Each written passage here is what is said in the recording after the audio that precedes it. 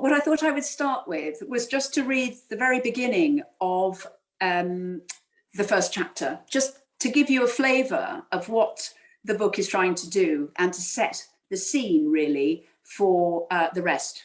So if you don't mind, I'm just going to read the first chapter and then I'll explain from there. Oxford.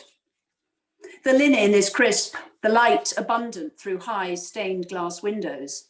There is a clink of glasses, innuendo, and clever chatter. A luncheon party in Oxford in 1933. The host, thick-necked and tipping into portliness, eyes the table with satisfaction.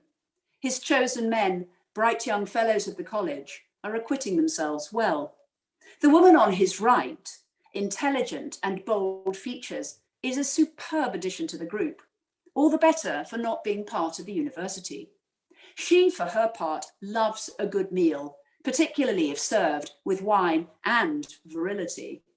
There is nothing quite like being the one clever woman in the room. Deftly, she slips impressions of the table up her imaginative sleeve. She's already written a version of her host, with his air of cultured complacency, into an earlier novel of hers. Further down the table sits a young man, square-faced, taciturn. Here is the Oxford he's been aiming for, yet one he now fears he might lose.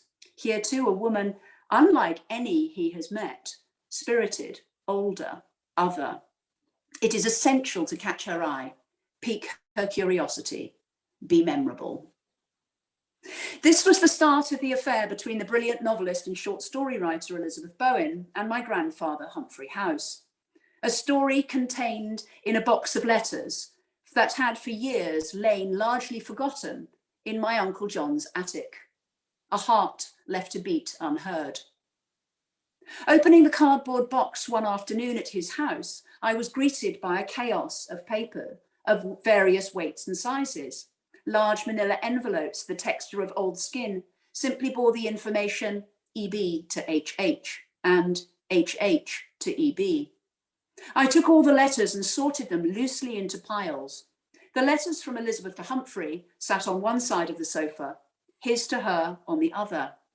Only then, when I saw them all laid out, did I fully realise our family's good fortune. Unusually, we had ended up with both sides of the correspondence. The whole relationship was there at my fingertips. Elizabeth leapt off the page immediately, her energy, her breathless handwriting, her imperatives. Stop worrying about your heart and try and have a better brain. I devoured the letters, gripped by their brilliance and slightly starstruck by Elizabeth herself. My grandfather, whom I never met, was a tangible presence in my life. And yet I could not help thinking of my grandmother, the unscripted third player in this vivid tale of love and betrayal. 5 hours flew by and then there was John again, asking if I was ready for a drink. I had tried, albeit inexpertly, to line up the letters on the sofa so that the back and forth element of the correspondence could be appreciated by the next reader, whoever that might be. My suggestion for reorganisation was rejected, kindly but firmly. Back in their separate crepey envelopes they went, into the box and off into the recesses of the house. What impact did the affair have on my family? Why had my grandmother preserved the love letters another woman had written to her husband? Did the relationship spill over into the work of Elizabeth Bowen, as family folklore told? All those questions remain unanswered. 6 months later, my dear uncle died quite unexpectedly, and the tattered old box came to me. So I wanted just to give you that first little bit from the first chapter, as it does two main things. First of all, it introduces the biographical element, which is about the relationship between Humphrey House and Elizabeth Bowen. And then secondly, it also introduces another important element of the book, which is really about sort of the family quest and the position of this affair and its impact on the family in different generations. Because of course, that element was something that really interested me. And the third part, that was a sort of really important thing about this was the sort of slightly supernatural way, and Bowen would entirely approve of this, the slightly supernatural way in which the letters arrived in my life at exactly the time that they were meant to arrive. Bowen's got a brilliant short story called The Demon Lover, one of her great wartime short stories. And a letter flies across the room and waits for a woman in a bombed out house from her fiance from the First World War. And the letter arrives at the hour arranged. And I really felt that this treasure trove of correspondence arrived in my life at a time when I was ready to sort of embrace it and take it on and try and write this book. We do have some questions, so I'm going to just power straight into them and we'll see how many we can get through. Great. So first question here is, so family folklore was aware of the relationship to the extent that your grandparents were characters in the stories, and that is the folklore, is it?